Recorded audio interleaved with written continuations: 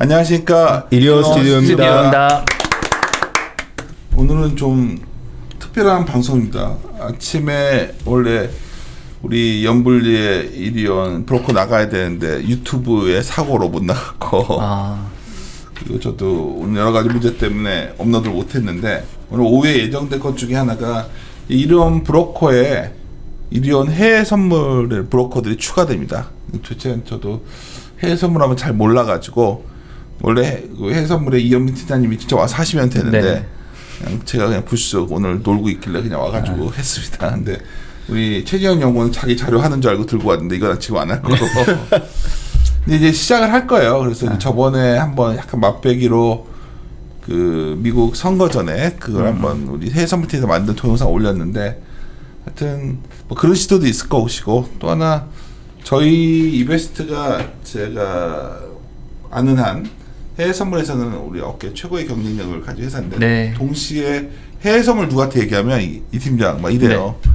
그거 막 사기꾼들 막 이러는 사람들 그런 거 많죠. 그런 거 기분 많죠. 미안 네. 기분 나빴나? 아니 괜찮아요. 근데 그리고 막 내가 아는 거는 그냥 해외 선물은 우리 여의도 거래 증권거래소들이 아니라 코스피 거래소가 아니라 그 해외 거래소 걸 거래하는 거 맞죠? 네, 맞습니다. 그거 이해. 네. 어우 이건까지는 알아요. 그다음 아무것도 몰라요. 그래서 오늘 이제 이걸 뭐 이런 상품도 있다 정도를 좀 소개해드리고 앞으로 이제 이리온 브로커에 해선물팀 분들이 오셔가지고 여러 가지 다양한 방송을 할 거니까 오늘은 인사 차원에서 시작을 하겠습니다. 네, 그래서 해설수터 시작을 했는데 이런 거 잘 안 해봐가지고 먼저 인사드리겠습니다. 윤세 인조입니다. 네, 안녕하세요. 해외 파생 영업팀 이현민입니다.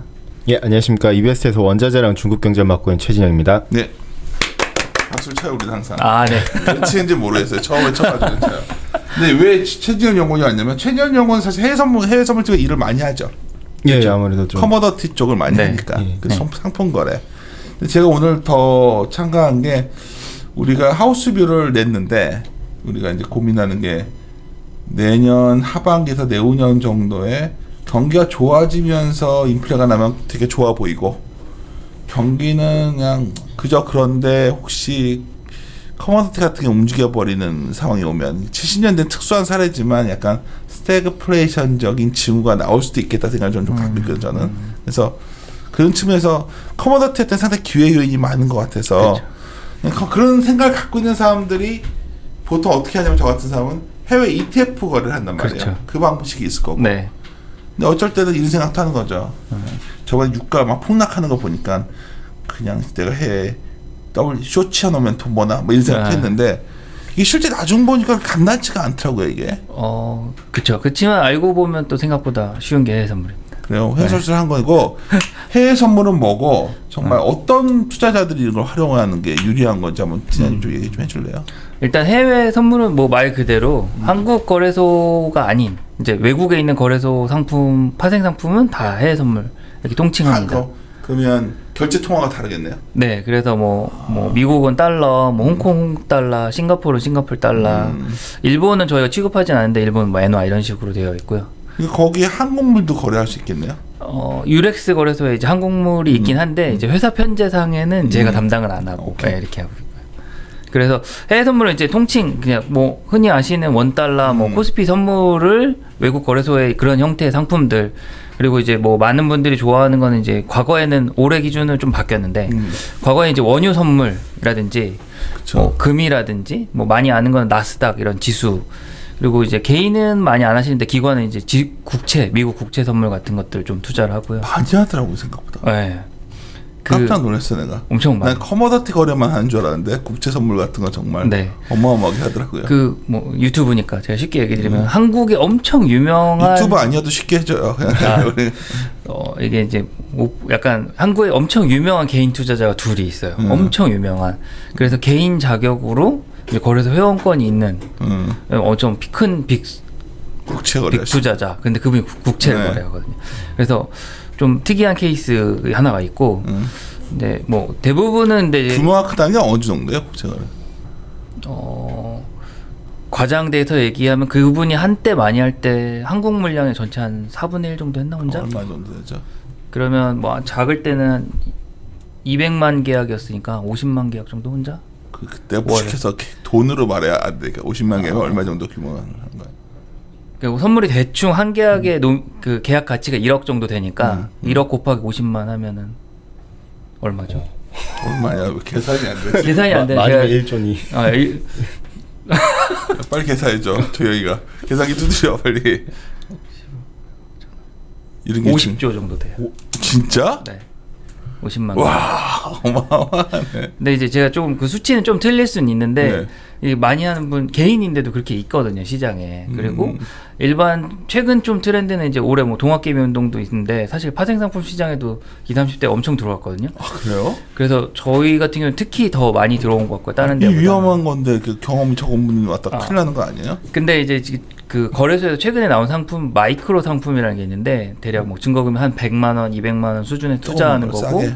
네, 이제 가격 변화에 따른 손익도 한 뭐 1불 남짓이기 때문에 그렇게 뭐 투자 규모가 작아도 시작할 수 있다 이런 장점이 있고 이제 나스닥 같은 경우는 이제 나스닥 전체를 투자하고 싶은 투자자가 있을 수 있잖아요. 미국 주식을 아는 것만 알거든요. 저도 뭐 애플, 마이크로소프트 이런 거밖에 모르는데 전반적으로 미국 주식시장이 오른다라고 생각했을 때 할 수 있는 투자 방법이 ETF나 선물밖에 없거든요. ETF를 선호하죠 저희들은. 예. 일반적으로 ETF를 훨씬 선호하는데 굳이 ETF랑 비교를 하면 ETF는 단점이 딱 하나 있습니다. 뭐요? 왜냐면 ETF는 롤 코스트랑 운영 코스트가 있기 때문에 시간이 흐르면 약간 그 시장이 100% 반영되진 않고 그런 괴리 현상이 있거나 혹은 이제 좀 주저앉는다고 저는 표현하는데 뭐 롱 올라가는 쪽의 ETF다. 그럼 시장이 팍 치고 올라갈 때 똑같이 못 올라가면 조금 내려가면서 올라가거든요.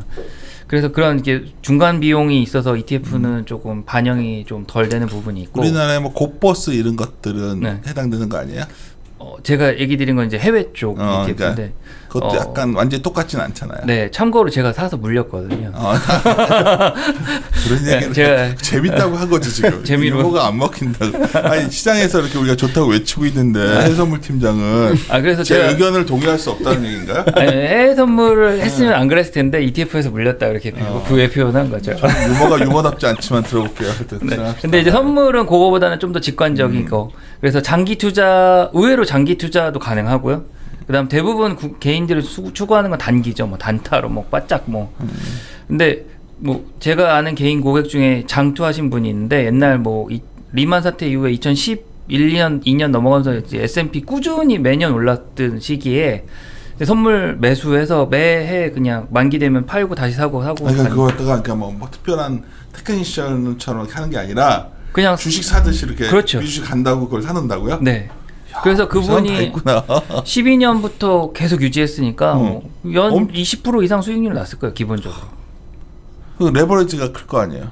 레버리지가 있는데 안 이제 쓰고? 레버리지를 맥시멈을 안 쓴 거죠. 이분이 뭐 예를 들어 자기 투자 자금이 1억이다 그러면 이제 S&P 하나 사고 유지했던 거거든요. 그러니까 물론 이분은 조금 배우긴 했어요. 금융권 투자 방식에 익숙한 분이긴 한데 선물하면은 막 단타 막 그냥 뭐 불타는 트레이딩 이것만 제가 안 생각하고 좋은 게 원래 프람 메이저를 제가 좀 했었어요. 진짜 네. 처음에 네. 배운 거라고는 아침에 딱 일어나가지고 이거 방송 들으면 한 30MBO라고 그래서 옛날에 뭐냐면 알지 없지만 그러니까 아침 30 MBO 30분 딱 봐가지고 고가 저가 딱 보되 고가 치고 나면 바이하고 스타벅스 걸어놓고 네. 그 매일 단타치기 하는 사람이에요. 제가 이런 거 하면 실력 확 떨어질 텐데 그거나 아니요 뭐 그게 또 근데 되게 유명한 전략이잖아요. 그렇죠. 그게. 30MBO나 뭐 이제 제 완전히 제 걸 다 보여줘서 재밌는데 그것도 있고 뭐 인사이드 데이 브레이크아웃 쓰거나 뭐 여러 가지 스탯 트레이딩 많이 했었는데 옛날에 근데, 그런 건 줄 알았어요. 꼭 그렇지만 않고 여담으로 30 MBO를 중국 그 지수 제가 갑자기 이름 생각 안 나죠. 중국 지수 뭐지? CSI 300 개방을 될 때 한국인 중에 중국 시장에 가서 한 몇몇 있어요.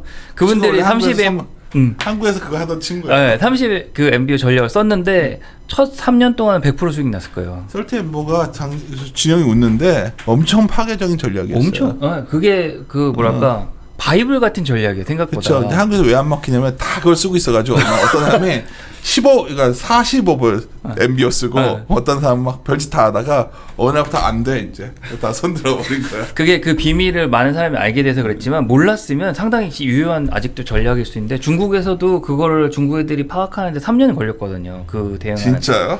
왜냐면 그 3년 동안 제가 아는 분은 수익률이 100% 났으니까 3년간의 수익 합산이 그 뒤에 안 먹힌 거죠.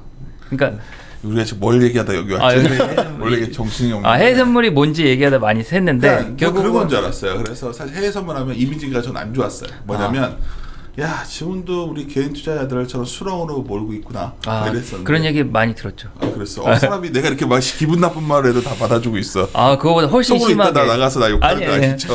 심지어 제가 이렇게 돈을 들여서 게스트 불러서 방송한 적도 있는데 그분이 대놓고 지적했어요. 그런 건 이렇게 개미 빨아먹냐 니네. 근데 저는 그렇게 생각지 않는 게 제가 이 해외 선물만 10년도 넘게 일해왔는데 과거보다 돈을 버는 고객이 늘고 있어요. 정말로.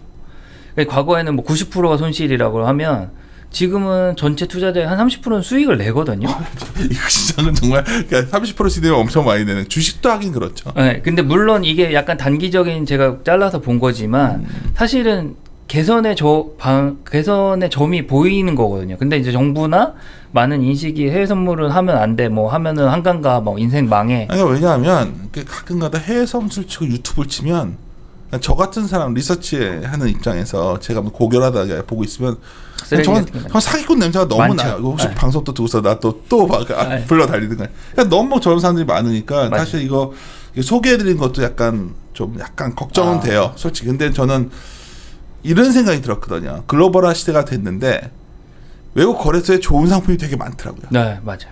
우리 거래소에는 맨날 똑같잖아요, 상품이. 네. 근데 외국 거래소에는 정말 당신의 전략팀 사람들 맨날 모여서 막 그런 얘기 하고 있잖아.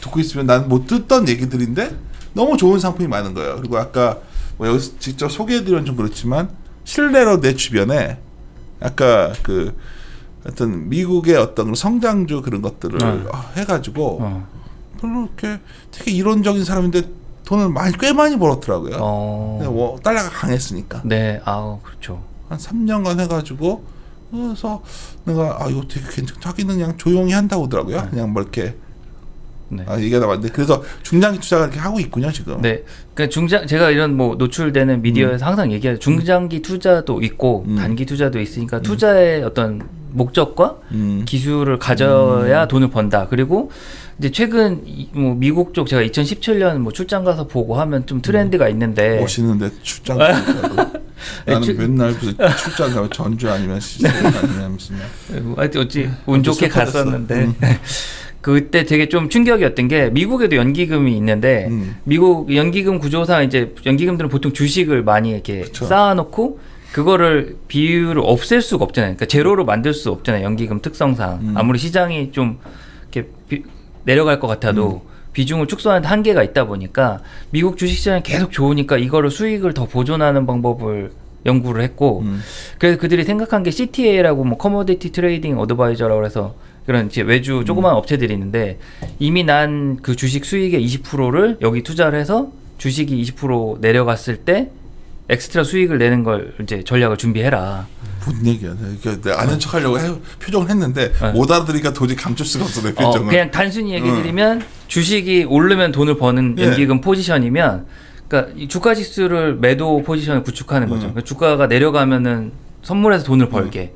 이런 거네. 매장인 갖고 있는데 바로 우리가 팔 수 없으니까 네. 쇼 쳐놓고서 맞습니다. 해칭하는. 우리가 보통 근데 우리가 증권사에서 많이 하던 걸 우리가 이제 보통 그렇게만 쓰면 이제 수익이 고정이 되잖아요. 해칭하는 시점에 그래서 좀 더 변형을 줘서 변동성에 연동해서 좀 초과 수익이 내는 전략까지 이렇게 섞는 이런 형태의 미국이 2017년에 많이 했거든요. 2018년에 이제 트럼프가 돼서 뭐 미중 무역 전쟁할 때마다 출렁거렸는데 그렇게 한 투자가 2배의 수익이 난 거죠. 왜냐면 주식은 내려갈 때 CT에서 벌고 주식이 다시 반등하면 원래 주가로 오면 유지되는데 여기 CT의 수익이 애드온 되니까 초과 수익을 낸 거죠.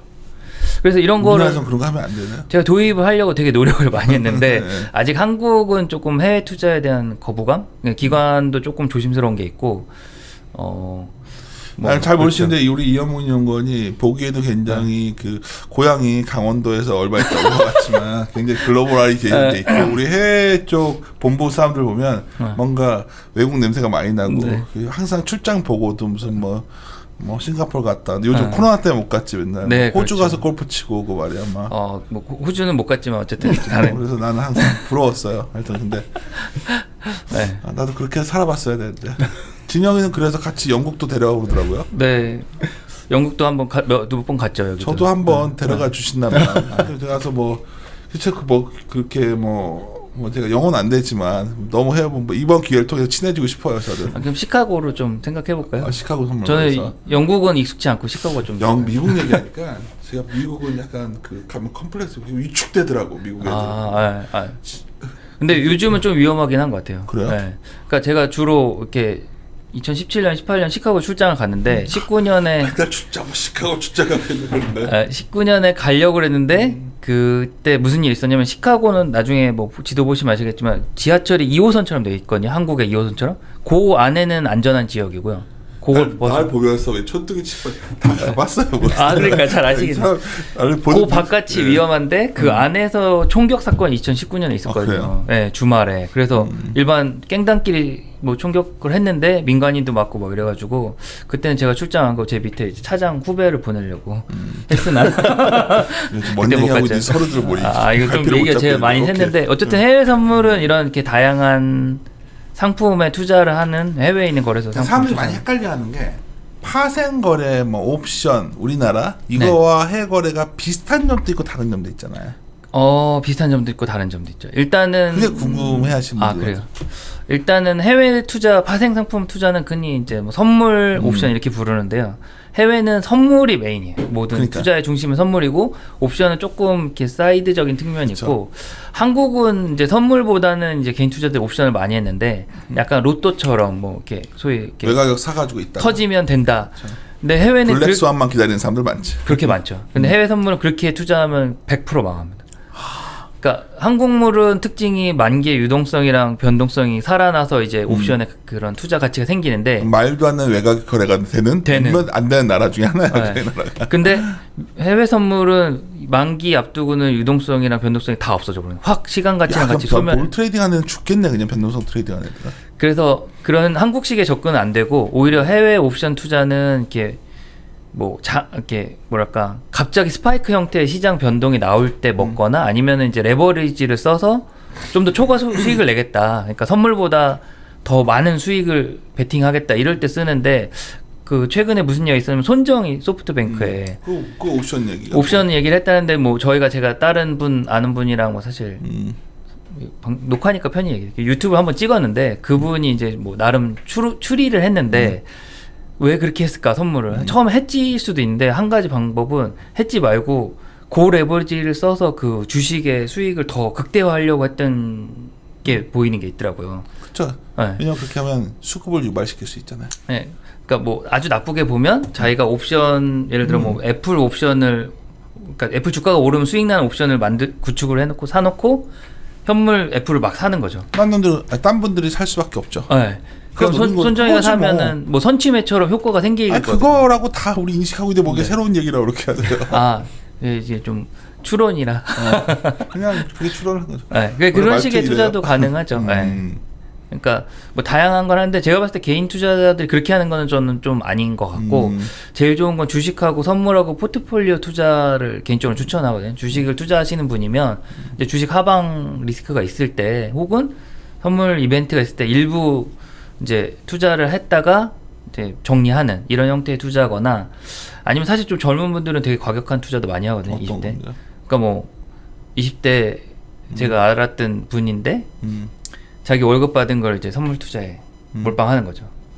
그럼 집에서 부모님 집에 사니까 그 돈 다 날려도 죽진 않으니까 몰빵 해갖고 뭐 터지면 이제 수익 내거나 아니면은 이제 개인적으로 추천드리는 거는 점점 더 위험한 말로 위험한 발언을 막 하는데 근데 개인적으로 그 추천드리는 투자는 이제 직장인이 퇴근을 하면 10시 이쯤 되면 좀 자기 시간이 생기잖아요. 미국장이 그쯤 열리거든요. 그러면 아니 그 10시에 그 미국장 봐서 매매를 하라고? 그 장 앞두고 네. 뭐 이렇게 방향성이 좀 있거든요. 보통 미국장 특징이 한국 같으면은 뭐 아시아장에 뭔가 이벤트 있으면 막 새벽에 일어나서 거래를 할 것 같은데 미국인은 그렇게 안 하거든요. 자기 출근 시간 전까지는 변화가 없거든요. 그래요? 진짜 극단적으로 변화 없어요. 예를 들어 뭐 유럽이나 터져도 엄청 심각한 거 아니면 이제 미국 주식시장 개장할 때까지는 변화가 없다가 그때 이제 반영하면서 천천히 시장이 움직이거든요. 그러니까 그런 이벤트 있으면 같이 시장 보면서 단기 대응하는 투자자가 있었어요. 제가 아는 분이. 한국 사람들은 막 미리미리 하는군요, 그거를. 한국인은 못 참죠. 감질만 나서 듣자마자 사죠. 근데 그렇지 않거든요. 그래서 그런 투자하는데 목표를 낮게 잡고 하셨는데 뭐 예를 들어 하루에 10만 원 벌면 종료한다. 근데 그게 승률이 많다 보니까 그 쌓이니까 엄청 큰 돈이 되는 거예요. 제가 승률이나 뭐 이런 개념들을 저도 참 오래간만에 들으니까 흥미로운데 저는 이제 주식 투자자를 주로 상대해오는 직업을 갖다 보니까 인간이 어떻게 그렇게 수없이 수많은 시점을 갖다 우리가 맞추면 살 수 있겠는가에 대한 근본적 퀘스천을 갖고 있는데 우리 둘이서 너무 떠들었는데 최재현 연구원은 맨날 이렇게 이현민 팀장이랑 얘기하고 있다면 점점 당신도 많이 변해 있을 것 같은데 실제 좀 우리 그 최재현 연구원은 해외 파생 투자를 해보신 적 있나요? 저는 할 수가 없죠. 여기도 할 수 없지. 해외 파생도 우리 안 되나? 저희가 안 되죠. 직원들은 다 못하게 돼 있어서요. 네. 우리 주식만 못하게 내가 다 막아버렸는데 그거 외에도 딴 것들도 다 막았나? 근데 ETF밖에 안 되죠. ETF만 그래서 우리가 맨날 ETF 얘기만 하는 예. 거야. 슬픈 현실이다 진짜. 그래요. 네. 주위에 저 친구들 뭐 맨날 그 클럽에서 찍고 있는 친구들 있잖아요. 막 해외 백인들도 있고 막. 요즘은 이태원 잘 안 가시나요? 뭐 그 안 간지 꽤 됐죠. 굉장히 간지나는 인스타 사진을 내가 기억나는데 하여튼 그 친구들은 막 이렇게 글로벌하게 투자하고 그러나요? 그쪽 같이 외국에서 공부했던 친구들이잖아요. 그쵸. 원래 지금 다른 나라에서 이제 업계 비슷하게 있는 친구들인데 근데 그 친구들 같은 경우는 자기들이 조금씩 트레이딩도 하고 있고요. 선물 같은 경우를 특히 원자재 쪽 선물을 더 많이 하죠. 나는 오늘 왜 우리가 이리온 브로커의 해외 선물 간곡히 제가 아셔야 되는 게 해외 선물이 우리 회사 굉장히 강력한 곳인데 이걸 굳이 열심히 안 하려고 하더라고. 이리온 참여 안 하겠다고 해서 내가 설득을 했어요. 왜냐면 내년 지금 할 게 아니라 공부를 해놨다가 내년이나 중반 이후에 이쪽을 좀 공부해놓고 싶은 이유가 커머더티 때문에. 이게 분명히 기회가 있을 것 같은데 최진영 연구원 생각은 어때요? 저희는 사실 방향성 측면에서 되게 좀 좋아 보이거든요. 그러니까 원자재 자체로 놓고 봤었을 때도 그러니까 주도주가 분명 변하는 분위기도 있고 그리고 거기서 좀 특이하게도 결과적으로 전반적인 원자재들이 지금 움직이는 방향성 자체가 좀 더 긍정적인 방향대로 좀 나아가고 있는 게 분명하거든요. 그래서 우리 자료에서 갖고 얘기하는 건 아니지만 뭐 트럼프에서 바이든으로 바뀌었다고 했을 때 또 기억나는 것 중에 하나가 원자재 시장이 굉장히 좀 격변이 올 수 있다는 저는 생각을 하는데 최재현 연구원 생각은 어때? 전 사실 이제 그러니까 굳이 대통령이 누가 됐더라도 방향성은 분명 위로 올라가는 방향성이 분명 나오고 있었었거든요. 그러니까 사실 펀더멘탈 측면에서랑 주식이랑 좀 괴리가 굉장히 많이 나 있는 상태고 근데 원자재는 어쨌든 경계를 동행하고 있으니까 펀더멘탈을 여전히 제대로 원자재는 주가만큼 반영이 안 된 상태인데 근데 방향성 측면에서 그러면은 올해 이제 내년으로 봤었을 때 나쁘지 않은 장 분명 긍정적인 장 뭐 구리나 그렇죠. 그래서 주도주가 저희는 좀 섹터별로 봤었을 때는 기존에는 올해를 갖다 저희는 귀금속 그 다음에 금은 봤던 거. 예. 근데 이제 내년 같은 경우에는 오히려 우선순위가 귀금속보다는 비철 그리고 내년 이제 좀 두 번째가 귀금속 이런 식으로 좀 정리가 되겠죠. 석유는 여전히. 에너지는 그 다음이겠죠. 에너지도 어쨌든 내년에는 긍정적이긴 하지만은 여전히 좀 박스권에 같이. 아까 이현민 팀장이 아까 뭐 제가 농지가 좀 말하니까 이래서 좀 당황했을 텐데. ETF 할 바에는 그냥 이거 하는 게 낫겠다 생각이 들더라고. 왜냐면 그 통화가 강해지니까. 그렇죠. 맞죠? 네. 내 촉으로는. 아니 진짜 그 영향이 있죠. 두 가지. 내 촉은 좋아. 그래서 그러니까 이 커머더티 투자할 때 유리한 점이 뭐예요? 해외 파생으로 하면. 뭐 여러 가지 비교할 수 있는데 금이 제일 좋은 비율. 제가 입고 온 금 티셔츠. 저희 금이라고? 금이요. 금 로고. 저희가 되게- 이벤트를 하고 있거든요. 그러니까 내가 도저히 시카고 다니고 맨날 해외 출장 다니는 사람이 네. 옷을 굉장히 좀 촌스럽게 저게 어떻게 입었다. 골드바를 어떻게 저 옷을 입을 생각을 하지 하는데 이게 1억 4천만 원짜리 티셔츠거든요. 이게 하나가 7천만 원 정도 지금 액면 가치가 되기 때문에 골드가 저게 두 개랑. 금이면? 네. 이 사람 깜짝 놀랐다. 네, 오케이. 네. 그래서 금이 제일 좋은 예인데 금 투자에 여러 가지가 있는데 금 통장, 금 ETF, 그다음 금 현물, 금 선물 이렇게 있거든요. 반은 정말 별로더라. 네. 내가 네. 그거 창피한 얘기로 혼자서 잘 모를 때 그걸 사놓은 거 있는데 다시 팔려고 그랬더니 뭐 그렇죠. 여러 가지가 와 있죠. 진짜 전혀 뭐 변화가 없어 이건. 일단 금 통장은 좀 제끼고 응. 금 현물은 왜 투자에 난점이 있냐면 한국은 금을 사면 세금을 내야 돼요. 그러니까 그게 18%거든요. 그러니까 다 뺏기더라고 보니까. 그러면 이제 그걸 수익이 나려면 18% 초과 수익이 나야 되는데 그렇게 하기는 투자로서는 조금 난점이 있고 뭐 전쟁 나지 않는 한 현물 투자는 큰 의미는 없습니다. 그리고 두 번째는 ETF인데 ETF가 뭐 그 유명한 ETF 스파이더 ETF라는 게 있는데 그건 현물 투자 베이스로 하지만 운용 수익이 가격에 녹아 있기 때문에 시간이 지나면 조금 가격 실제 금 변동보다는 조금 불리한 움직임이 ETF의 있어요. 본질적인 한계더라고요. 그쵸. 그게 계속 그게 녹아내는 게. 그래서 보면 선물은 장점은 그 금가격에 직접적으로 수익과 연동돼서 뭐 좀 민감하게 대응할 수 있다. 그리고 뭐 그다음 쉽게 사고 팔 수 있다. 왜냐면 ETF는 24시간 거래되진 않는데 선물은 거의 23시간 거래되니까 아무 때나 대응할 수 있고 굳이 단점은 레버리지가 있기 때문에 운영에 조금 조심히 해야 된다. 그리고 최근에는 금 가격이 너무 많이 올라가지고 증거금이 조금 많이 든다. 투자의 사이즈가 좀 커진 거죠. 올해 금은 너무 올랐지. 그쵸. 많이 올랐죠. 확실히 많이 올랐죠. 역사상 뭐 이 정도 레벨이면 뭐. 근데 거의- 인플레이션 감안하면은 사실 1980년보다도 못 올랐죠. 골드러시 때보다도 못 오른 거죠. 다음에 그건 얘기합시다. 네. 내가 봤을 때는 그 부분이 좀 고민스러워. 오케이. 그다음. 그래서 그런 투자 직접 투자를 좋아하는 사람한테는 제가 볼 땐 충분히 좋은 상품이고요. 그래서 이렇게 그런 투자 유의사항 제가 얘기 드린 뭐 레버리지라든지 그런 부분을 좀 유념을 하면 투자 가치가 충분히 있고요. 그다음 또 장점은 이제 해외 선물 시장이 다 그렇긴 한데 그런 기초 이론에 많이 이렇게 시장이 잘 반응을 하거든요. 예를 들어 뭐 합리적이다. 합리적이다. 그 그걸 말을 볼수 많이 있죠. 하시더라고요. 네. 그러니까 예를 들어 뭐 금 선물 투자를 할 때 보면 이제 위험 선호도가 높으면 이제 금 가격은 좀 내릴 가능성이 높고 그 반대의 경우는 오를 가능성이 높으니까 그거 보면서 뭐 예를 들어 좋은 예가 트럼프가 막 완전 광기 짓을 한다. 그럼 금을 사야 되는 거고 트럼프가 갑자기 점잖고 막 일반인 같아진다 그러면 이제 금 가격이 내린다. 뭐 이런 베팅. 묘한 포인트에서 웃으니까 내가 맞추지 못했어. 여기서 웃어가지고 근데 포인트에서 내가 웃어야 되는데 순간 당황했는데. 상당히 오케이. 트럼프를 좋아하는.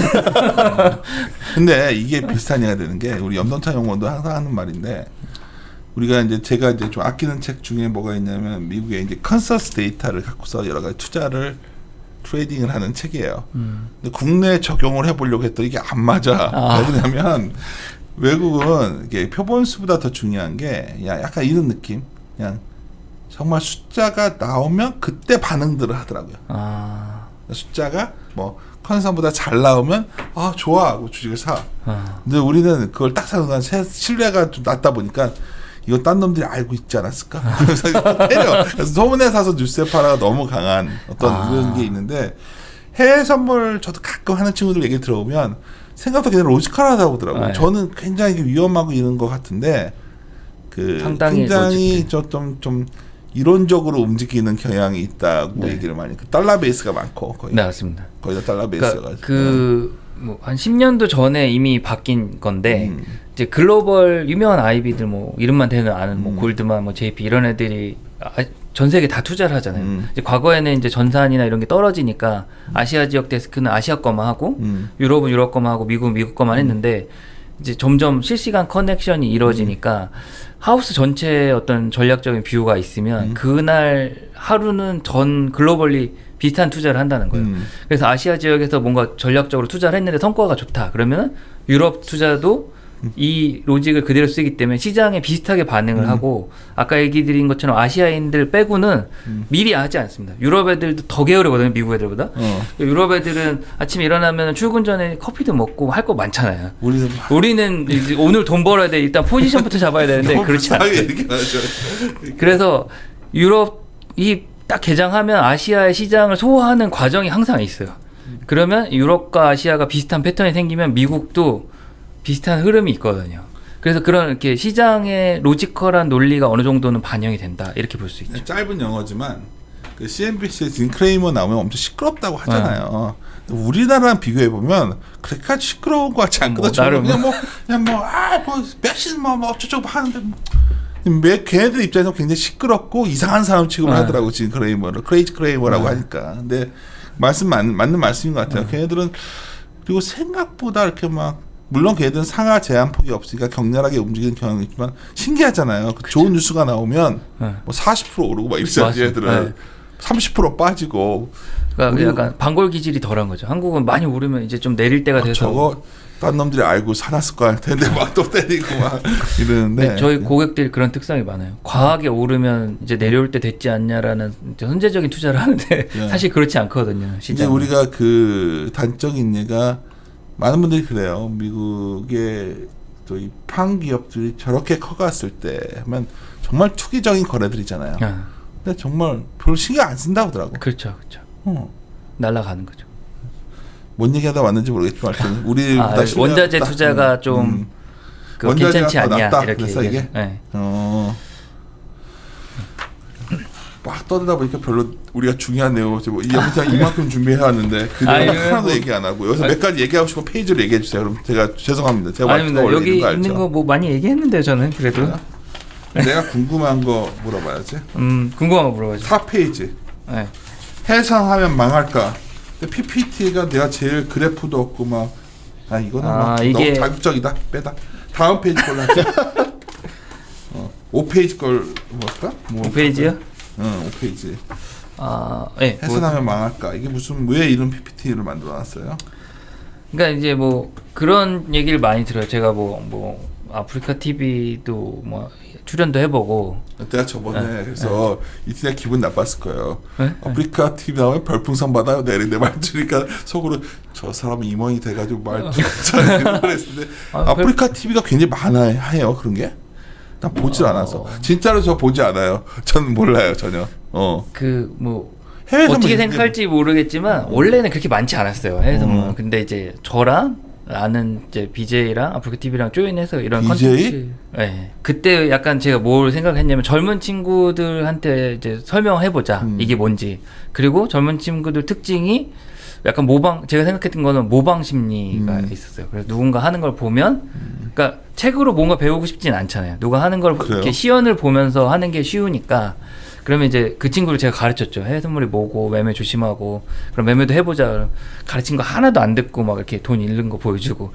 그래서 이렇게 시연형 방송을 했었는데 사실 지금 엄청 많이 따라하거든요. 그런 형태를. 그게 뭐 우리지만 잘 모르는 사람들은 따라하게 그러면 안 되는 거 아니에요? 위험하게? 그렇죠. 그래서 그때도 교육 목적이 그러니까 배워서 해라.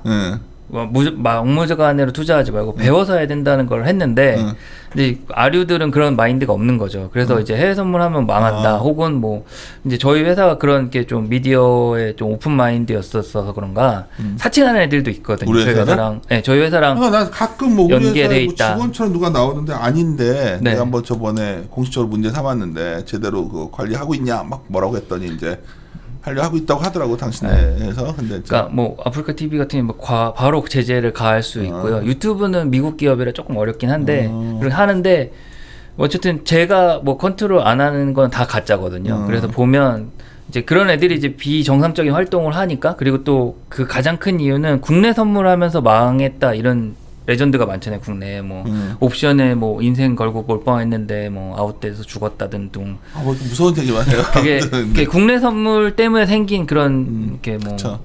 전설 이런 것들이 있는데 파생 시장이 과거에 굉장히 우리나라가 강했는데 해산물로 많이 비교를 했던 분들이 많죠.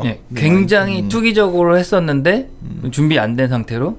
근데 해외 선물은 그 정도 규모가 아니거든요. 사실은 뭐 그 한국 금융시장 전체로 보면 해외는 아무래도 그럼요. 국내 대비 훨씬 소규모고요. 국내 때문에 생긴 그런 선입견이 가장 크고요. 이제 또 국내 선물에는 이제 국내 뭐 파생이라 헷갈려하는 거군요. 그렇죠. 그러니까. 맞다. 오션 하다가 뭐 그러니까 해외 선물 뭐 물론 예외는 있으면 올해 뭐 그 빈셀만이 헛소리 해가지고 원유 뭐 한 번에 10불씩 내려가고 이럴 때는 크게 손실 보는 케이스들이 있는데 혹은 뭔 얘기예요, 최진영 연구? 나 보다. 제가 유가 폭락을 했었어요. 유가 폭락. 아 그때 네. 우리 마이너스 한다고 할 때. 아 그 전이 그 전이요. 그 전에 나 몰라. 그러니까 재밌을 것 같아서. 자기들이 이제 오펙에서 뭐 이제 감산 이걸 빈살만 만하겠다 했던 이런 거? 식으로 얘기하고 OSP 그냥 한 방에 내려버리겠다 이러면서 근데 그때 막 요동을 친 거예요, 그러면. 엄청나게 그때 유명했었죠. 그냥 급락을 네. 했었죠. 아예. 유가. 네. 그래서. 그러니까 쉽게 설명드려서 주말을 지났는데 뭐 주식이 4분의 1 토막이 났는데 진짜 정말 폭락을 했었죠. 4분의 1 토막이 난다고 한 4분의 1 번에? 토막? 그 그 거의 정도는 안 돼. 그때 야, 씨. 왜냐면은 거의 2분의 1이었죠 사실상. 야, 그럼 내가 숏을 치면 숏을 치면 엄청 버는 거죠. 너무 투기적인데 내가 봤을 때는. 그러니까 인간이 주말에 그 얘기가 왜냐면 주말에 오펙 플러스 회의가 끝나고 금요일 날 저녁 때 그리고 주말에 그 얘기가 나왔었거든요. 응. 근데 그러면은 월요일 날 새벽이 이제 우리 시간으로 새벽이 되면은 이제 그게 반영이 될 텐데 개장을 하자마자 이제 오전장이 개장하자마자 그냥 쭉 내려갔죠. 해외 선물 시장에서. 그렇죠. 계속 내려갔죠. 그럼 그러니까- 이현민 팀장은 그럴 때 고객들이랑 진짜 돌아버렸겠다 진짜. 죽을 뻔했죠. 네, 진짜. 진짜로. 그- 4분의 1 토막이나. 뭐 제가 좀 과장된 표현이긴 한데 그런 일은 이제 과거에도 없었고 거의 앞으로도 없을 일이고요. 왜냐면 빈셀만이 제가 봤을 때 엄청난 실수를 했거든요. 원유 시장의 미래를 다 없애버린 거. 그 정도 실수는 저는 그렇게 보고요. 사실 기억이 가물가물은 해요. 그때 생각했던 거. 근데 그리고 보통은 그렇게 중요한 뉴스는 장중에 발표가 되거든요. 그쵸. 그래서 시장이 천천히 소화할 시간을 주는데 주말에 기습적으로 발표한 그런 거랑 건 정말 망할 수 있는 거네. 망할 수- 그리고 뭐 예전에 센터장님 한번 얘기하셨는데 예정된 미래지만 코로나 때문에 우리가 되게 빨리 가고 있다 이런 얘기 한번 하셨는데 멋진 얘기를 제가 했죠. 아, 예. 멋있었던 얘기 같아요. 근데 저는 원유 시장은 뭐 그게 왔다고 생각합니다. 확실히 빈셀만이 불을 당겼고요. 마이너스 원유가 원유 시장의 미래를 근데 망가뜨렸죠. 기억났다. 네. 그래서 거기서 연결되면서 계속 원유상 꼬여가기 시작했죠. 계속 꼬였었죠. 네. 그 옛날 그 사우디아라비아 석유 장관이 한 유명한 말이 있어요. 그 석기 시대가 왜 끝났는지 아냐. 돌이 없어서 끝난 게 아니다. 끝날 때가 되니까 끝나는 거다. 그러면 왜 이렇게 멋있어? 어디 갔어? 원유가 제가 어릴 때는 원유가 고갈돼서 끝날 거라고 배우지만 사실은 쉐일 원유 때문에 원유가 끝나기 전에 원유 시대 끝나는 걸로 지금 가고 있다고 저는 생각을 하고요. 그래서 배터리 시장이 주목받는 이유는 빈셀만이 자기 시장을 망가뜨렸다고 생각해요. 왜냐면 투자 가치가 없는 거죠. 왜냐면 사우디는 원가가 7불이어도 전반적인 다 비교하면 40불 정도 원유가 돼야 이렇게 BEP 그러니까 재정 감안하면 사람들이 그걸 이해를 못 하더라고요. 사우디도 괜찮다는데 그렇지가 않거든. 사실 그쵸. 네. 재정균형 유가 고려하면 재정균형 유가를 봐야 되니까. 그렇죠. 그럼 뭐라고 하지 반하면 40불 이상이 돼야 되는데 제일 유리한 사우디가 그 정도면 그러니까 소위 순이익 폭이 작아진 거잖아요. 원유 시장 전체가. 그러면 향후 투자를 할 때 망설이게 되겠죠. 투자자 입장에서는 수익 폭이 작으니까. 근데 친환경은 지금 뭐 비싸더라도 수익을 더 높여 받아도 이해되는 분위기잖아요. 뭔가 이렇게 비싸도 지구를 지키는 마음으로 써줄 수 있잖아요. 이런 거예요.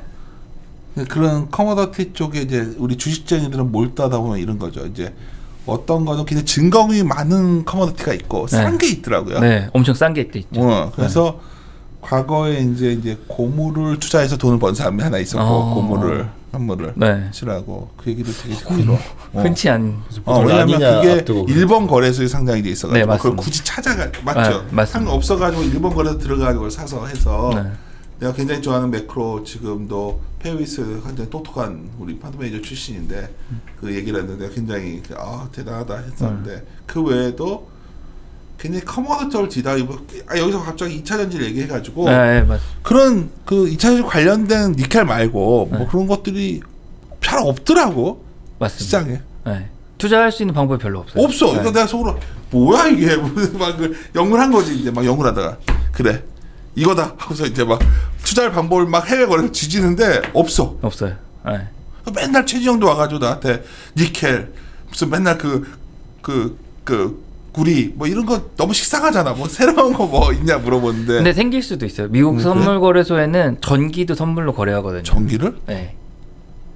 그 시카고 거래소 전기 거래가 되거든요. 그리고 팔라티늄 뭐 이런 거. 네, 팔라티늄 팔라듐이라든가 백금이라든가 백금이랑 정말, 그건 백금이구나. 무식한 것도 티냈는데 뭐 있어 막 그런 게 많더라고. 많죠. 생각보다 나라마다 있는 데가 있고 의외로 도쿄 거래소가 크더라고요. 도쿄 거래소가 큰데 저희가 일본은 사실 서비스를 안 하는 이유가 있습니다. 일본은 일본은 또 무슨 이유인지 모르겠는데 선물 거래하면 망한다 이게 있고 일본도 두 번째는 일본은 제도가 좀 이렇게 특이해 갖고 외화 거래를 하려면 좀 절차가 엄청 복잡합니다. 통장도 만들어야 되고 그래서 일본은 뭐든 복잡해. 기본적으로 그 일본의 어떤 리테일성 유동성은 없고요. 기관들이 그냥 그 어떤 해지성 틀에 박힌 거래밖에 없거든요. 그리고 일본 시장은 매년 뭐 작진 않지만 성장하지 않고 그 해외 파생 상품 기준으로 선물로 봤을 때는 아시아에서 일본이 원래 1등인가 2등이었는데 지금 한국보다 훨씬 밑에 있거든요. 한국이 1등이에요? 아니 거래량 한국이 한 이제 한 2, 3등 될 것 같아요 지금. 중국이 위에 있죠. 네, 중국이 위에 있죠. 근데 중국은 좀 유의해야 되는 게 대만, 홍콩, 메인랜드, 차이나 이렇게 세 개가 합산이 되기도 하고 중국 본토 하고 이렇게 합산이 되기도 하고 분리하기도 하는데요. 제가 전에 싱가포르를 저는 출장이 아니라 제 돈 주고 놀러 갔었어요. 네, 제 돈 주고 놀러 갔는데 이제 싱가포르 가서 있는데 거기에 이제 또 거기를 뭐 일 때문에 갔다 오고 지인이 하나 있어서 만났는데 그 자기 동네 엄청 잘 사는 인도 사람이 있는데 그게 커머더티 그 브로커라고 하더라고요. 중간.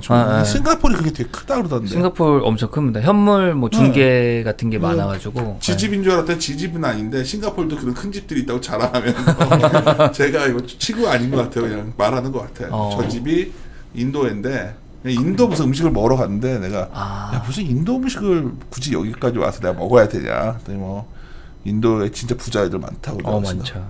그게 커머더티 거래랑 농산물 거래 같은 거 엄청 크게 엄청 나서 자기가 그거에서 돈 좀 벌었다 하더라고. 거기서 거기 거래소가 이렇게 있다고 그래서 설명을 해주더라고. 그래서 이거 무슨 왜 얘기했지 모르지만 생각보다 되게 많더라는 거죠. 싱가포르 거래소 큰 거예요 거기가? 싱가포르도 아시아에서 1등? 2등? 거기가 1등이에요? 우리가 하는 단상이고? 네, 근데 그렇구나. 이제 싱가포르는 또 저는 이제 선물 파생 상품만 하는데 현물 거래가 OTC 현물 거래가 훨씬 더 크거든요. 그거 말한 것 같아요. 그 농산물 뭐 이런 거, 뭐 이런 것들. 그러니까 장외 거래가 상당히 큰데 물동량이 이렇게 유럽, 아시아 지나가는 중간에 싱가포르에 있어가지고 싱가포르이 그런 이렇게 장외 거래가 또 엄청 큽니다. 뭐 이런 것도 한대요. 뭐 예를 들어서 선도 거래로 막 그 어장 샀다 팔고 막 이런다고 하더라고요. 그건 또 처음 들어. 모르겠어 무슨 말인지. 그래서 나한테 약간 과장된 표현을 쓰는 것 같아. 내가 봤을 때는 자기가 한 투자하는 게 1억일 것 같은데 한 100억 하는 것처럼 과장된 표현을 해가지고 하여튼 그랬던 기억이. 이거 보지 않겠지 뭐 재미있게 쓰라고 한 거예요. 싱가포르도 굉장히 크다는 느낌. 싱가포르도 좀 큽니다. 그리고 이번에 홍콩 사태 때문에 뭐 미래에는 싱가포르이 좀 더 아시아 금융 허브가 되지 않을까. 이런 얘기가 많이 오고 가고요. 그 부동산이 많이 올랐죠. 싱가포르도. 페이지 한 페이지 괜히 얘기했다. 어쨌든 그 망할까는 이제 국내 선물 탓이 좀 크고 레버리지 상품이라 그렇다 이렇게 제가 마무리하겠습니다. 그래요.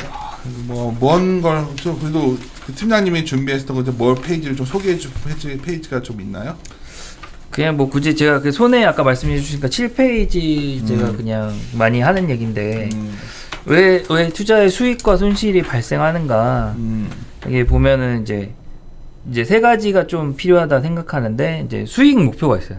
대부분 저도 개인 투자할 때도 그렇지만 많이 벌면 무한대거든요. 그러니까 얼마를 벌면 종료하겠다는 계획이 없다. 이게 좀 크고요. 근데 이제 그나마 주식은 좀 시간의 여유를 갖고 그렇게 길게 장기 투자하기가 좀 더 쉬운데 선물은 만기라는 게 있기 때문에 조금은 투자 목표가 명확히 있어야 된다. 뭐 제가 10만 원을 벌겠다, 뭐 100만 원을 벌겠다. 그 투자 목표가 있어야 되고, 그다음 투자 금액에 비례해야 됩니다. 제가 예를 들어 100만 원 투자했는데 뭐 1억을 벌겠다 이런 건 허황된 거죠. 이렇게 자기가 100만 원 투자하면 금리 대비 약간의 몇 배 정도, 한 두어 배 정도를 타겟팅하는 게 좀 추천드리고요. 그다음 두 번째로 필요한 건 투자 전략이 있어야 됩니다. 대부분 이제 투자하시는 분이 차트만 보고 막 오르는 것 같아 그러면 사고 뭐 이렇게 많이 하는데 그거보다는 조금 더 시장에 대한 이해 뭐 예를 들어 뭐 원자재 아까 말씀 많이 주셨는데 원자재는 수급이라는 게 있거든요. 수요와 공급 고등학교 때 배우는 수요와 공급을 고려해서 이제 저희 뭐 최진영 연구원이 내놓는 리포트 같은 걸 보면서 조금 그런 데 이해를 갖고 투자하면 좀 더 성공하는 투자가 될 가능성이 있다. 왜냐면은 뭐 수요와 공급이 전혀 안 맞는 시장 움직임 잠깐 나올 수 있거든요. 그거 오래 가지 않는데 이제 차트에만 빠져 있으면 이제 엉뚱한 걸 할 수 있는 거죠. 그래서 투자 전략을 해야 된다. 그냥 차트 뭐 하는 사람이 많나요? 많죠. 사실 뭐 해상 커머디티야말로 뭐 칠레 광산이라던가 이렇게 되게 중요한 거 아닌가? 그렇죠. 구리 쪽은 그런 게 또 그리고 중요해요. 각 나라마다 주석하면 인도네시아 네. 이런 거 그래서 비가 많이 왔냐 뭐 이런 거 봐야 되는. 기본 수급이나 베이스에 대한 이해는 조금 필요하거든요. 그런 거 특히 당연히 하지 않나요 다? 안 하고 하시죠. 되게. 진짜 안 하고 그런 것도 없이 그냥 이렇게 느낌대로 투자하시는 분도 있죠. 그런 걸 알아야 느낌이 오지 않나요? 모르니까 느낌. 올해 비가 많이 그래 진짜? 네. 근데 아까부터 네. 전혀 맞추지 못한 포인트 자꾸 웃으셔가지고 지금 제가 좀 잘 웃어요. 네. 그리고 마지막으로 이제 제일 중요한 건데 위험 관리를 해야 되는 거죠. 예를 들어 이제 제일 많이 쓰는 예인데 제가 100만 원을 투자했는데 50만 원을 손해 보고 다시 100만 원을 만들려면 투자 성과는 100%가 나야 되거든요. 그러니까 무슨 얘기냐면 돈을 잃고 버는 게 훨씬 어려운 과정이거든요. 돈을 버는 것보다. 그러니까 얼마나 잃었을 때 효과적으로 다음 투자에서 수익을 낼 수 있는지를 좀 봐야 되고 그 제가 많이 개인분들한테 얘기 드리는 건데 투자의 기회는 오늘 놓치면 내일 또 오게 돼 있습니다. 그래서 제가 좀 자아 비판적인 얘기인데 2008년에 이제 막내였거든요 회사에서. 그래서 리만 사태가 날 때 엄청난 투자 기회들이 있었지만 이제 그거 하기에는 일이 너무 많았죠. 뭐 그냥 고객들이 전화 주문하고 뭐 장애남 소리 지르고 그러니까 그래가지고 그거 하기 바빴는데 우리 회사 있었던 거 아니죠? 네 이제 그때는 전 직장이긴 했는데 전 직장이 선물 회사 있었던 네. 거예요. 선물 회사 분위기가 좀 그랬겠죠. 좀 이렇게 와일드한 면이 있고요. 알죠. 그리고 그때는 이제 전산이 지금보다 훨씬 좀 그럼요. 낙후돼서 뭐 이렇게 힘든 게 많았거든요. 근데 이제 그런 걸 이제 많이 개선해서 여기서는 이제 좀 여유가 있으니까 리만 같은 게 또 오면 내가 이번엔 돈을 벌어보겠다. 올해 코로나가 왔잖아요. 근데 5월쯤 이게 그치 리만 같은 건데 그때 깨달은 거죠. 그래서 정신없으니까. 너무 정신 없고 또 이렇게 약간 투자 자금도 제가 사실 개인적으로 이렇게 준비를 안 해놓은 게 있어가지고 그래서 인센티브 많이 받으니까 뭐 근데 뭐 하여튼 그래서 이제 투자 기회는 언제나 오기 때문에 자금 관리를 꼭 해야 된다. 지금 손실 본다고 막 끝까지 가는 분들이 있거든요. 그러니까 예를 들어 가장 극단적인 예가 원유 마이너스 간 다음에 어떤 고객분이 원유 10불에 매도를 거래하신 거예요. 또 내려갈 것 같아서. 근데 지금 40불 갔거든요. 근데 그걸 안 풀었어요? 그거를 자기 돈을 많이 잃을 때까지 유지하고 있었죠. 그러니까 그래서 많이 먹었었을 거 아니에요. 거의 먹지 못하고 다 올라가는 그 중간에 10불에 매도를 해가지고 10불에 의매도를 한 거예요. 자긴 또 내려갈 거라고 생각했거든요. 근데 뭐 판단은 저건 정말 아수라네 아수라. 네, 근데 제가 최악의 케이스를 얘기 드리는 건데 판단은 틀릴 수 있어요. 투자의 판단은 항상. 그런데 고치면 되거든요. 뭐 일부 내가 틀렸다 인정하고 고치면 되는데 시장을 오기로 이기려고 하는 거죠. 누가 이기나 가보자. 그런데 100% 지거든요. 시장에 이기는 투자자는 없고 시장에 순응해서 배우는 투자자만 살아남는데 사실 이쪽은 특히 더 그럴 것 같아요. 주식은 엄밀히 말하면 사업의 주주가 되는 거기 때문에 약간 이거와 성격이 다른데 이런 쪽은 뭐 트레이닝 스탑 걸어놓든지 그쵸. 뭐 그리고 해야 되는 상황. 그러니까 주식이랑은 좀 본질적으로 다른 거죠. 이렇게 제로성 게임이기 때문에 제가 돈을 잃으면 누군가 벌게 돼 있거든요. 그러니까 판단이 틀리면은 좀 스스로 인정하는 부분이 꼭 필요하죠. 그래서 이 부분 꼭 얘기 드리고 싶네요. 코벨의 트렌드 팔로잉이라는 책이 있어요. 네. 지금 몇 판까지 나왔는지 모르겠는데 거기에 굉장히 유명한 우리가 궁금한 게 있잖아요. 옛날에 우리가 베어링 파산할 때 닉 니슨 네. 분명히 제로셈 말했으니까 네. 그게 파산할 정도로 누가 떼돈을 벌었을 것이다. 그렇죠. 그 상대방이 누군지가 나와요. 혹시 그 책 다시 번역될지 모르겠는데 그 부분이 되게 재밌어요. 그 조용히 있었던 거죠. 그 사람이 니슨이 그 당시에 결국 일본 니케이 선물 숏을 쳤던 건데 숏인가? 롱을 쳤나? 롱을 쳤죠. 롱 쳤다 망했잖아요. 네. 그래서 그 포지션 감추면서 계속 태울 때 알고 있으면서 있었다는 거예요. 그 사람은. 그게 대박이다. 무서운 거지. 대박이다. 쟨 죽을 것이다.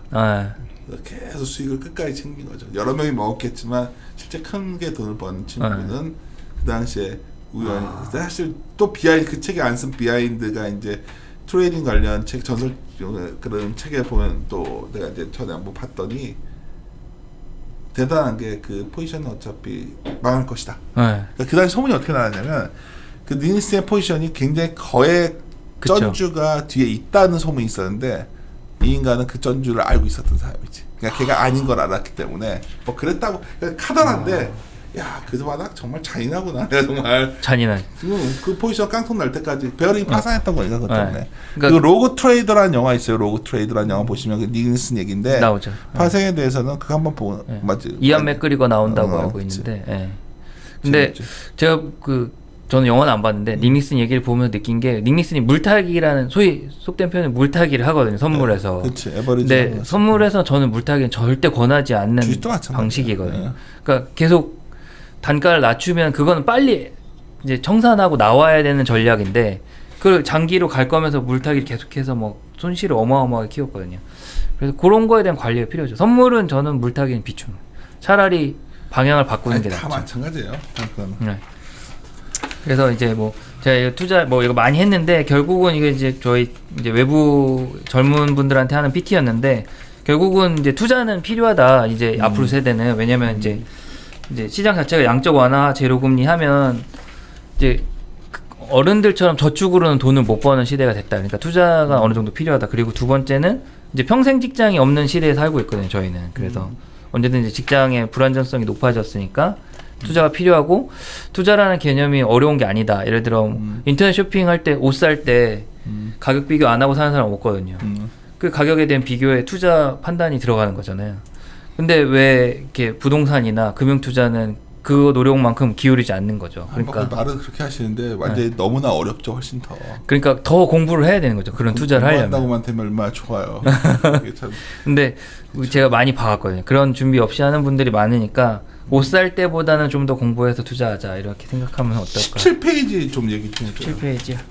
이게 내가 보니까 이베스트에서 제공하는 해외 선물 딱 있더라고요. 이거예요. 어떤 상품이 있는지 좀 네. 봐볼까요? 요즘 지수는 네. 보니까 인도도 있고 유럽도 있고 다 있네요. 이걸 갖다가 어떻게 좀 짜서 이렇게 할 수도 있겠네요. 포트를. 그렇습니다.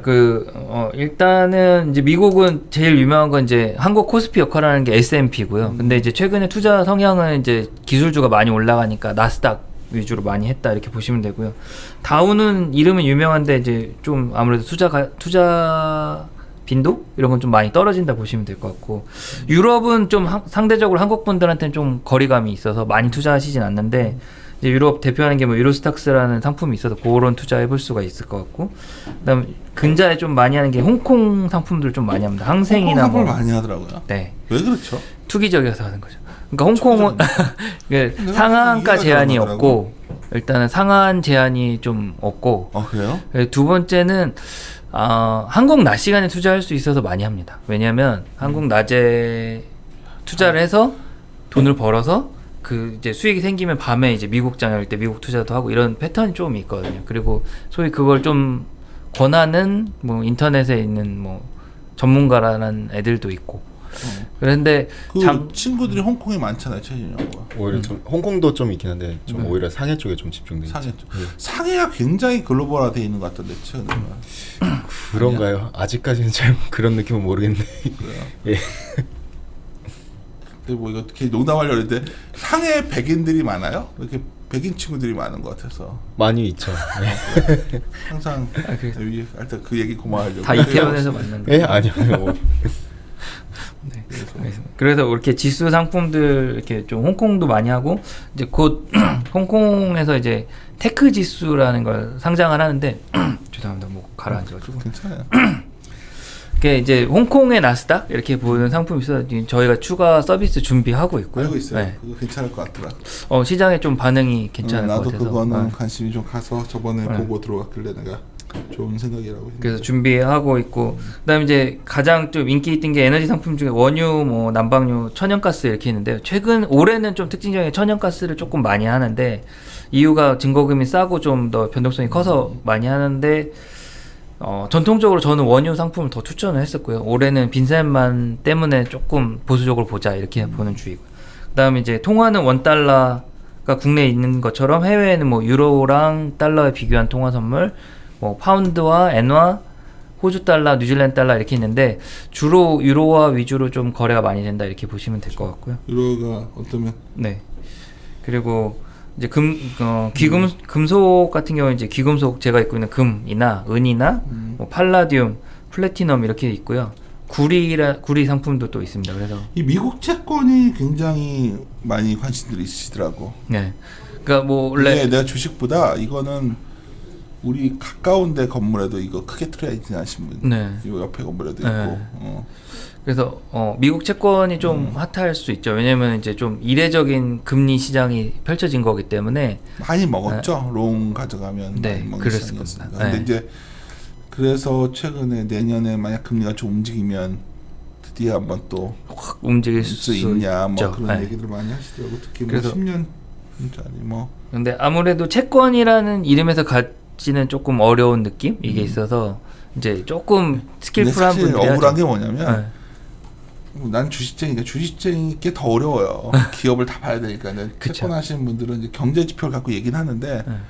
정말 차트 위주로 보잖아. 맞습니다. 경제지표랑 정말 뭐 금리 채권쟁이랑 토론하면 가끔 가다가 막 결국은 뭐 이게 일목균명사로 막 이거 뭐 얘가 왜 이 얘기를 하기 시작해 무슨 느낌인지 알지? 네. 근데 채권 선물을 되게 잘하는 친구인데 갑자기 조금, 얘기하다가 변화일이라서 진짜 오래간만에 들었는데 막 저번에 한번 당황해가지고 뭐 이게 RSI가 얼마에 와 있고 말은 나도 이거 좋아하던 거니까. 근데 이제 내가 저번에 야 근데 방금 전까지 미국의 성장률 얘기하다가 갑자기 이러니까 내가 좀 당혹스러운데 막 그랬는데 근데 그게 아마 상품의 변화의 차이 때문에 있는 것 같은데 채권은 사실은 이제 퍼센테이지라 뭐 0.0001 뭐 0.02 이렇게 움직이는 거에 대한 투자인데 주식은 사실 그게 아니라 스케일이 20% 30%잖아요. 덩이가 차이가 있으니까 그냥 웃긴 건 바라보는 관점이 다른 것 같아요. 그러니까 우리가 내가 이제 이 나이 돼서 여기 있어 보니까 진영이도 옆에 있지만 따지면 주식쟁이들은 살아남은 사람들이 적어요. 보면 이렇게 어깨를 이렇게 보기 전 보험사분들 만나고 다 그러면 채권쟁이들이 훨씬 잘 살아납니다. 약간, 빨리 네. 죽는 것 같아. 주식이 훨씬 더 만만치 않구나. 아까 밥 먹으면서 우리 한참 동안 그 얘기하다 왔는데 대구탕 대구 지리 먹으면서 참 그래도 우리 생존해 있으니까 다행이에요. 얘기하면서 뭐 그런 얘기하다 지금 왔는데. 네. 하여튼 그런 채권도 거래가 있고 좀 이제 국내에서 볼 수 없는 특이한 게 이제 농산물 이제 쪽도 크더라고요. 엄청 큽니다. 그래서 최근에 이거를 잘 모르는 분이 하더라고요. 네. 자기 생각에는 농산물 가격이 좀 그러니까 갈 것 같, 뭐 움직임이 있을 것 같다. 난 전혀 근거 없어. 왜냐면 인플레이션이 이제 옛날처럼 원유로 코스트가 안 갈 것 같고 농산물들이 좀 그럴 수 있지 않을까 해서 제가 농산물 좀 올라오지 않았어요? 많이 올랐어요. 올랐다가 요 최근에 그냥 살짝 눌리겠는데 그래도 여전히 많이 오른 수준. 그런 얘기도 많이 하더라고. 의외로 옛날에 대두 뭐 이런 거만 했는데 좀 다양하게. 왜냐면 코로나 이번에 이제 잘 이렇게 영향 하고 나면 또 많이 폭발적으로 늘지 않을까. 그리고 그 이제 소 뭐 있잖아. 뭐 소도 선물 거래한다며. 그렇죠. 밑에도 그래서 있죠. 예, 그 밑에 축산물인데 축산물. 뭐 돈육, 생우, 그러니까 뭐 비우고 이런 거 있죠. 되게 생각보다 이런 조금 어때 보여? 농산물 쪽은 잘 얘기 안 하는데 갑자기 가면 이거 자료 안 쓴 거 알아? 자료 안 쓴 거 아니까 이쪽 잘 치고 안 하는 거 아는데. 그러니까 일단 지금 현재로서는 라니냐 영향이 있다 보니까 가격이 좋은 것도 마찬가지고 방향성 측면에서 내년에 오르는 것도 맞는데 저는 사실 근데 약간 좀 걱정이 되는 거는 그러니까 올해 기대감을 더 심어줬던 게 수확 시즌을 앞두고 중국이 무역 협상을 잘 이행해줘 가지고 더 오른 것도 있긴 하거든요. 게다가 중국이 아프리카 돼지열병도 좀 진정돼서 사육도수가 더 늘어나면서 사료용 수요가 대두박 쪽에서 더 많이 나와줬고요. 근데 걱정이 되는 부분은 과연 바이든이랑 중국과 이 협상에 대해서 계속 트럼프 때 했던 걸 이어 나갈까에 대해서 좀 고민이 되거든요. 그러니까 아까 당신이 먼저 말했지만 그런 정치 빼고 그냥 여러 환경적 요인으로 그러면은 괜찮긴 이게 하죠. 구조적일 수 있다는 견해를 하는 사람인데 갑자기 딴 것으로 가서 말이 돼. 그러니까 일단은 저는 약간 이상 기온도 많고 하니까 농작물 작황이 계속 안 좋을 거라는 논리야. 다만 이제 제가 조금 조심스러운 부분은 그러니까 두 가지인데 첫 번째 아까 말씀드렸던 바이든 그거고 두 번째 같은 경우에는 라니냐가 계속 갈 수는 없거든요. 결국에는 계절성이니까 그러면은 못해도 2, 3월까지는 라니냐 영향권일 텐데 그럼 그 다음에는 계속 더 갈 수 있을까에 대해서 약간 좀 고민도 되는 부분이고요. 그래서 최근 음식료 주식들에 대해서 아무리 우리 음식료 담당자가 다 그거 해지 걸었다고 얘기를 해도 안 믿는 거야 사람들이 지금. 해지 걸어가지고. 그래가지고 음식료 주식들이 요새 코스트 막 그런 얘기를. 이거 우리가 저 주사 없어 원래 이렇게 말하는데. 재밌습니다. 그것도 그래서 그 말 나오는 거고. 의외로 그러다 보니 그럴 바에는 그냥 해외 선물에 이게 어렵지 않나 보더라고 거래하는 게. 어떤 사람들이 이걸 뭐 거래 자체는 뭐 간단하다고 하더라고요. 근데 농산물은 조금 투자에 제가 어렵다고 생각하는 부분은 그거예요?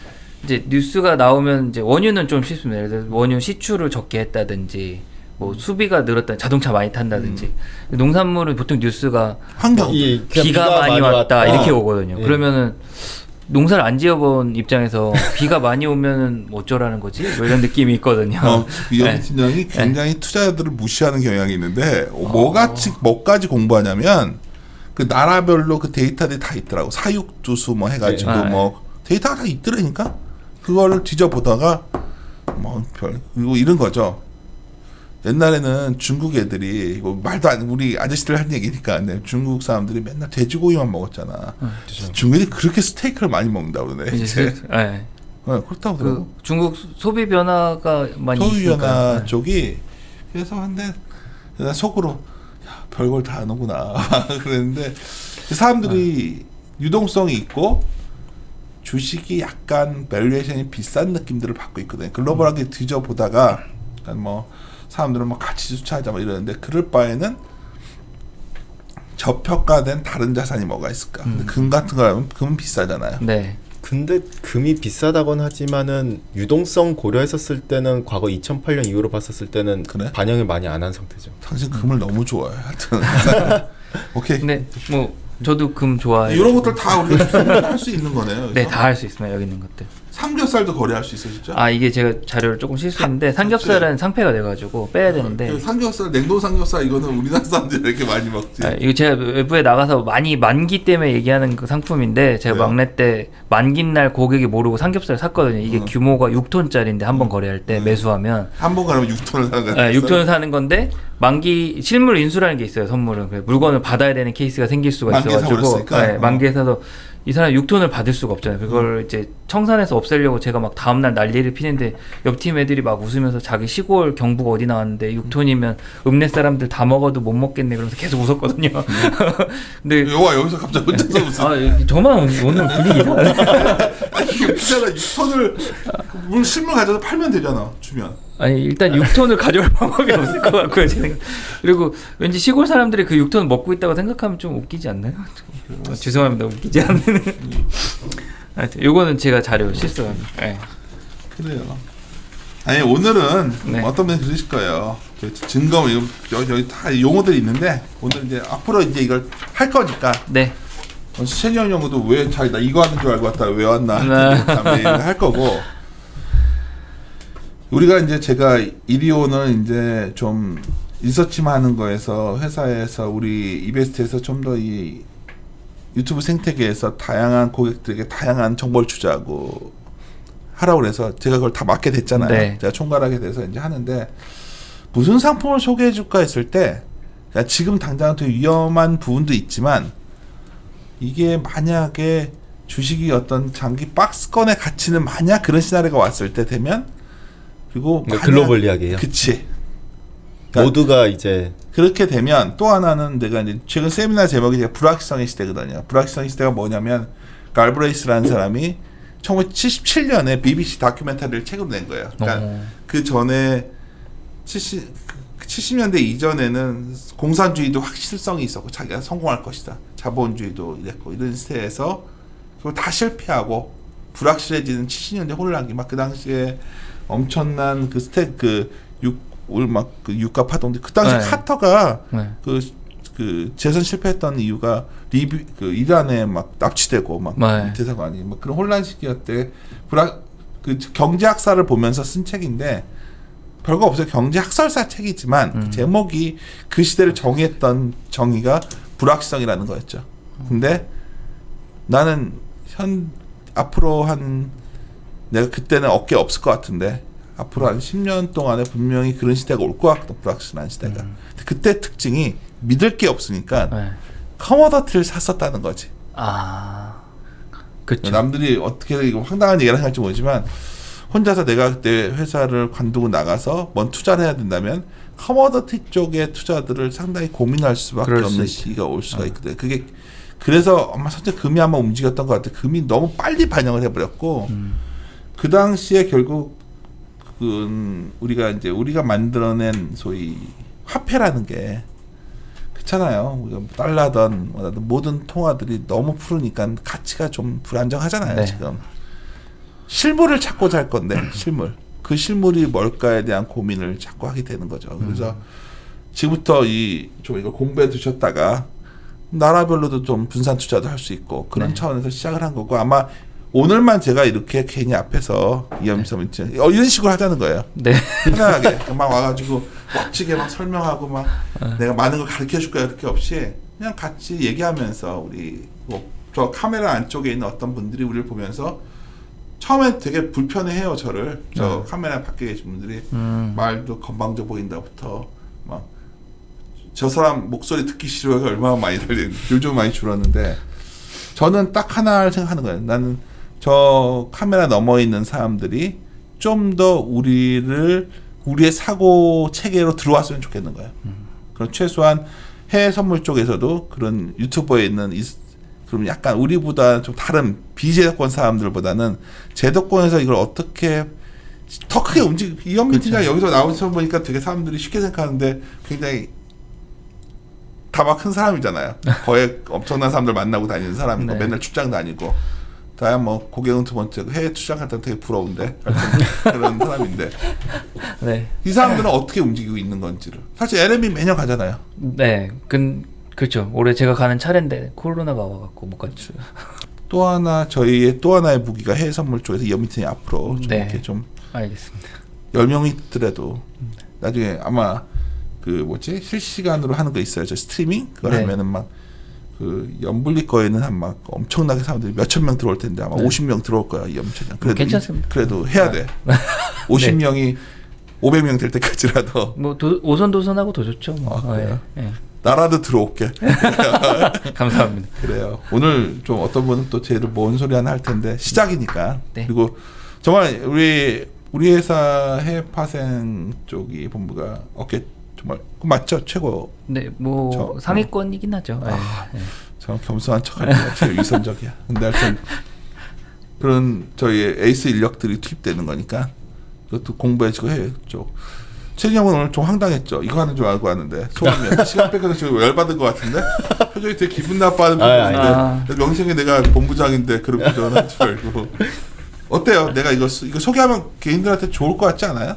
네, 저는 네. 오히려 더 좋습니다. 그러니까 결국엔 제도권을 이렇게 좀 저희 쪽을 갖다 좀 더 알리고자 하는 것도 있고 사람들이 좀 더 알았으면 좋겠는 그런 부분들. 많은 분들이 저희 보러 뭐 슈퍼챗? 네. 그것도 슈퍼챗 한다고 도네라고 그랬어요. 그러죠. 예. 뭔지 모르겠어요. 나중에 할지도 모르는데 지금 내가 싫어 그랬어. 왜냐면 무슨 우스갯소리로 몇 푼이나 한다고 막 그래서 큰 소리 쳤는데 아주 할지 몰라요. 분명히 근데 그것도 있고 광고도 저희 하나도 안 해요. 예.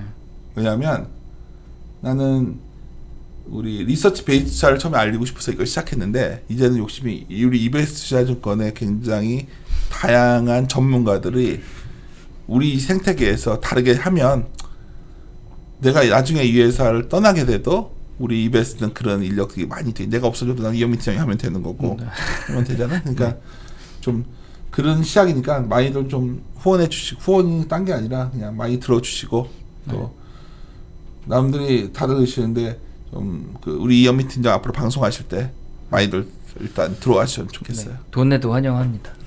돈 뭐라고? 돈에 받는 거 환영합니다. 슈퍼챗. 슈퍼챗 안 한대. 이 사람 좀 언제 얘기하는 거야? 우리 안 하죠. 네. 이렇게 펜소스하다가 어때 끝낼지 모르는 당황스럽지만 끝냅시다. 왜냐면 네. 집에 가야 되니까. 마무리. 집에 가야겠다. 5시간 남았습니다. 예. 벌써요? 예. 마무리 짓도록 하겠습니다. 마무리는 항상 함께 고민하시죠는 제가 제일 좋아하는 말이거든요. 앞으로 우리가 이런 브로커에서 해외 파생을 함께 고민하자는 의미로 다 같이 그 구호 똑같이 하면서 마무리 짓도록 하겠습니다. 함께 고민하시죠.